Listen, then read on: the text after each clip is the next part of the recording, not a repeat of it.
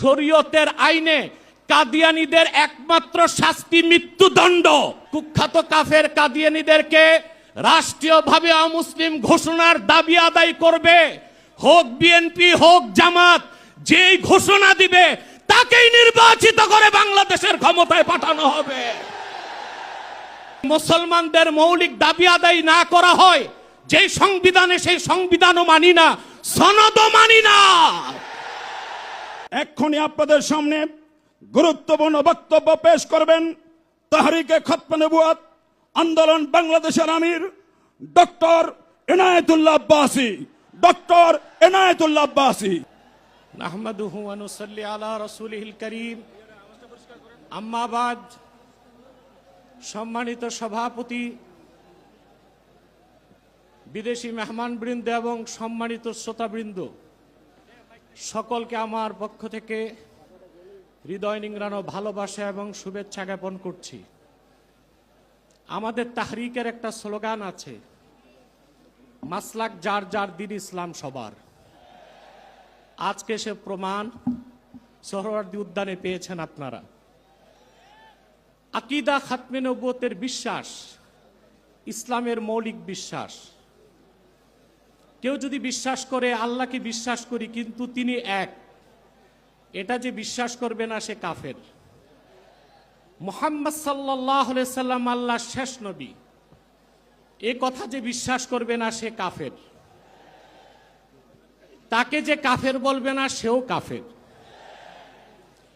আল্লাহ তাআলা তার হাবিব মুহাম্মদ সাল্লাল্লাহু আলাইহি সাল্লামকে ১৫০০ বছর আগে প্রেরণ করে নবুয়ত রেসালতের দরজা চিরতরে বন্ধ করে দিয়েছেন। ওনার পরে আজ পর্যন্ত কোনো প্রকারই নবী কিংবা রাসূল আসে নাই, এখনো নাই, কিয়ামত পর্যন্ত আসবে না। এটাই খাতমে নবুয়তের বিশ্বাস। এই বিশ্বাস ছাড়া কেউ মুসলমান হতে পারে না। আমাদের দেশে যারা প্রচলিত রাজনীতি করে তারা সেকুলার রাজনীতির দোহাই দিয়ে কাদিয়ানীদেরকে অমুসলিম ঘোষণা করতে চায় না। তাদের কাছে আমার প্রশ্ন, সেকুলার রাষ্ট্র আর গণতান্ত্রিক রাষ্ট্রের শুধু কাজ অমুসলিমদের স্বার্থ রক্ষা করা, আর দেশের প্রকৃত মালিক যে মুসলমান, যাদের ট্যাক্স আর ভ্যাটের টাকায় সরকারের মন্ত্রীদের গাড়ির পেট্রোল জ্বলে, সে মুসলমানদের মৌলিক দাবি আদায় না করা হয় যেই সংবিধানে, সেই সংবিধানও মানি না, সনদও মানি না। প্রিয় বন্ধুগণ, খাতমে নবুয়তের জিহাদ সবচেয়ে বড় জিহাদ। খাতমে নবুয়তের আন্দোলন সবচেয়ে বড় আন্দোলন। আপনারা আগেও শুনেছেন, রাসূলুল্লাহ সাল্লাল্লাহু আলাইহি সাল্লামের জামানায় 10 বছরের যুদ্ধে ইসলামের পক্ষে এবং বিপক্ষে মোট মানুষ নিহত হয়েছিল 1018 জন।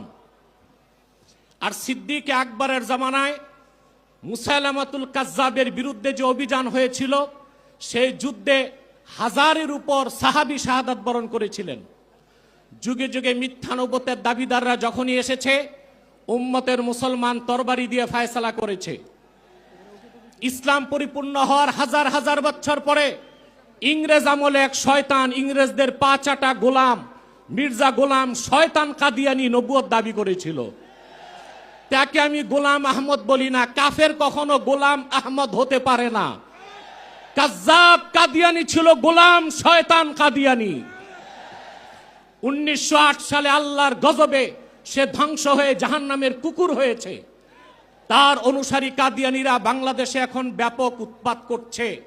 আপনারা জানেন, বর্তমান সরকার দায়িত্ব নেবার পরে বাংলাদেশের বিভিন্ন জায়গায় কাদিয়ানীদের নতুন নতুন আস্তানা গড়ে তোলা হয়েছে। কাদিয়ানীদের আস্তানা পাহারার জন্য সেনাবাহিনী, পুলিশও মোতায়েন করা হয়েছে। যদি তারা সংখ্যালঘুই হয়ে থাকে তাহলে তাদেরকে সংখ্যালঘু ঘোষণা করতে সমস্যা কোথায়? এদেশে তো হিন্দু, বৌদ্ধ, খ্রিস্টান আছে, আমরা কি তাদেরকে অমুসলিম দাবি করো বলি? তারা অমুসলিম পরিচয়ে আছে। তাদের উপাসনালয়গুলোকে আমরা মসজিদ বলি না, গির্জা বলি, প্যাগোডা বলি, মন্দির বলি। কিন্তু কাদিয়ানীরা ইহুদিদের চেয়ে নিকৃষ্ট কাফের, তারা জিন্দিক। জিন্দিক বলা হয় সেই কাফেরকে যে প্রকাশ্য কাফের, নিজেকে দাবি করে মুসলিম। সেই জন্য শরীয়তের আইনে কাদিয়ানীদের একমাত্র শাস্তি মৃত্যুদণ্ড। যেহেতু বাংলাদেশ সেকুলার রাষ্ট্র, আমরা ছোট একটা দাবি করেছি, তাদেরকে অমুসলিম ঘোষণা করতে হবে। এই দাবি আপনারা কিভাবে আদায় করবেন? ঐক্যবদ্ধ হয়ে বছরে একটা কর্মসূচি দিলেই হবে না। আমি মনে করি এই ময়দান থেকে কর্মসূচি হওয়া উচিত। কুখ্যাত কাফের কাদিয়ানীদেরকে রাষ্ট্রীয়ভাবে অমুসলিম ঘোষণার দাবি আদায় করবে, হোক বিএনপি হোক জামাত, যেই ঘোষণা দিবে তাকেই নির্বাচিত করে বাংলাদেশের ক্ষমতায় পাঠানো হবে। আপনারা রাজনৈতিক দলের নেতৃবৃন্দ ইসলামী রাজনীতির দোহাই দিয়ে যারা আন্দোলন করেন, আপনাদের কর্মসূচিতে কেন ঘোষণা দেন না সংসদে গেলে কাদিয়ানীদের অমুসলিম ঘোষণা করবেন? পশ্চিমারা খেপে যাবে। ভারতের তাবেদারি, যুক্তরাষ্ট্রের তাবেদারি করে কেউ ক্ষমতায় যেতে পারবে না।